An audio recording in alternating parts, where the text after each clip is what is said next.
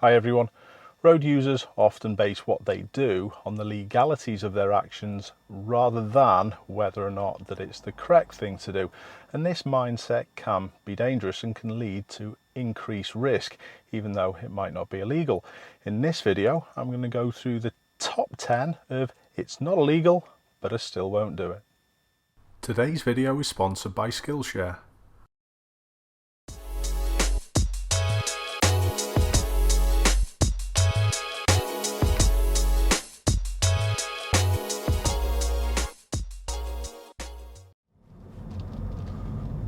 Pulling up and parking on the right, although it happens on the driving test quite often, or pupils can be asked to do it, it's not something that I generally do.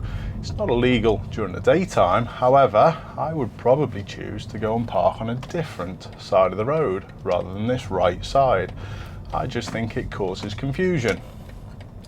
And if I did really want to park here, why couldn't I just go further up the road, turn round, and then park this side so I'm facing in the correct direction? This is something else which often happens on driving tests which I tend not to do, and it's the forward bay parking. I also understand quite clearly that sometimes a forward bay park may be a benefit. For example, if you've got some disabled people in your house and you've got a vehicle with a chairlift on the back, totally get it, you don't want to reverse in, but most of the time I can't see the point in going forward into a bay.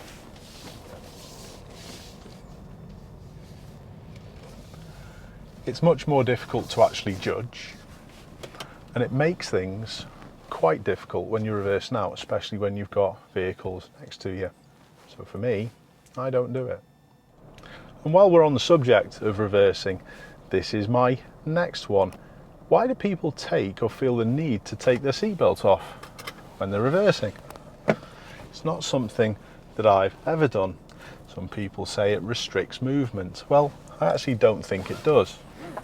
I think if you loosen the chest belt and loosen the lap belt, it allows you to twist round perfectly. No issues. So why do you need to actually take your seatbelt off before you reverse?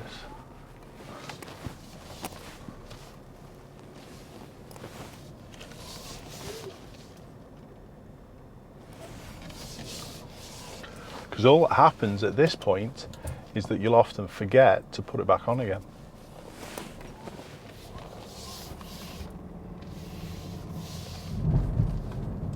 Eating and smoking while you're driving can distract you. It can take your attention away from your job in hand. If I ever need to have a little bite to eat, I'll park in somewhere, because then it's totally safe.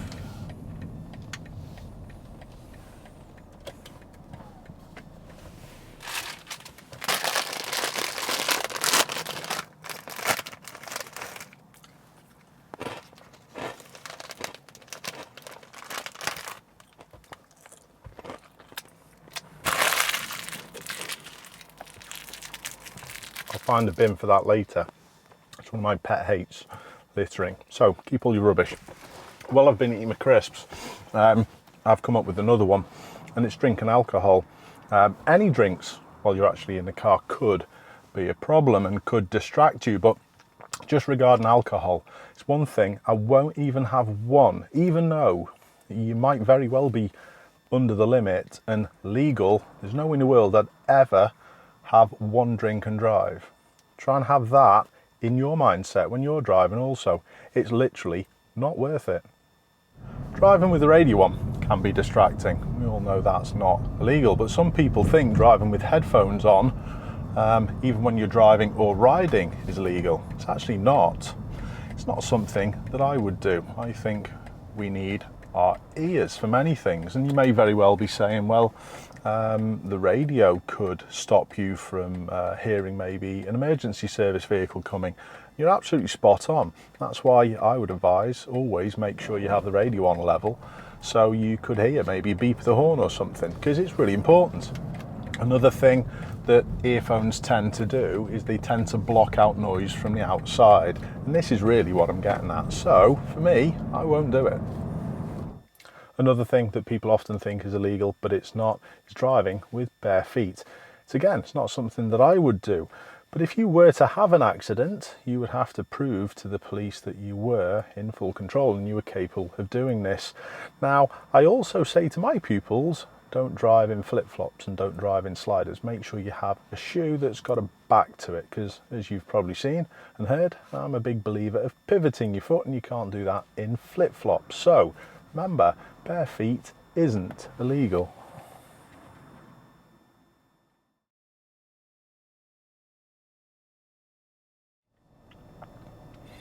What are your thoughts on cyclists who ride down the road without a helmet on?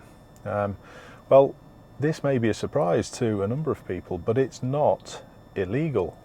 Now, there are different groups of cyclists who have different trains of thoughts on this, and I understand.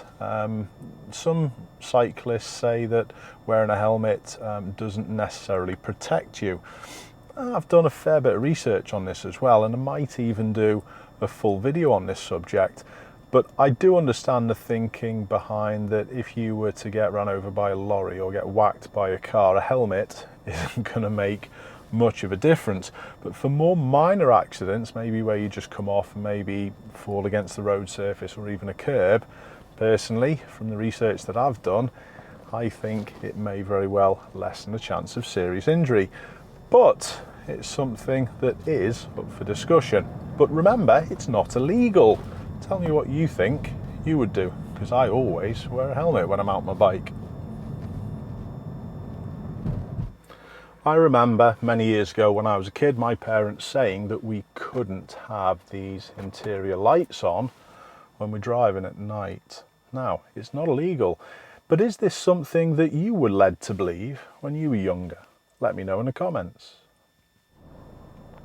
Most of my viewers understand my views on undertaking, and this is one of the things that, again, it's not illegal, and my pronunciation of illegal needs to be a little bit slower sometimes, but it's not illegal. But the police can still do you for driving without due care and attention. I've done many videos on this subject, so I'm not going to go on too long about undertaking. But it's not something that I would do unless it was one of the times where it would be okay. And again, I'm not going to go through all these times. And also, I would have to make sure it's completely safe. Skillshare offers thousands of inspiring classes for creative and curious people on topics which include marketing, design, photography, videography, and many, many more. But who would benefit from a Skillshare membership? Well, recently I've been learning from Ali Abadal and his classes on video editing with Final Cut Pro 10, which I also use. I did know most of the information in these classes, but picking up on small but important tricks has helped my workflow and productivity no end. So everyone from beginners, pros, masters, or even dabblers can benefit from a Skillshare membership. There are no ads. New premium classes are always being added, and also you can learn at your own pace. The first 1,000 of my subscribers to click on the link in the description are going to get 1 month free Skillshare membership, so you can start exploring your creativity. With a number of these things and points that I've covered in today's video, although they're not illegal, the police can still prosecute for driving without due care and attention if an accident happened and you were doing some of those things. So please don't think that this is acceptable. How many of those things did you know about? How many things did you think were illegal? Or are you a bit of a smart arse and did you know all of those things? Let me know in the comments. Thanks a lot for watching. I'll see you next time.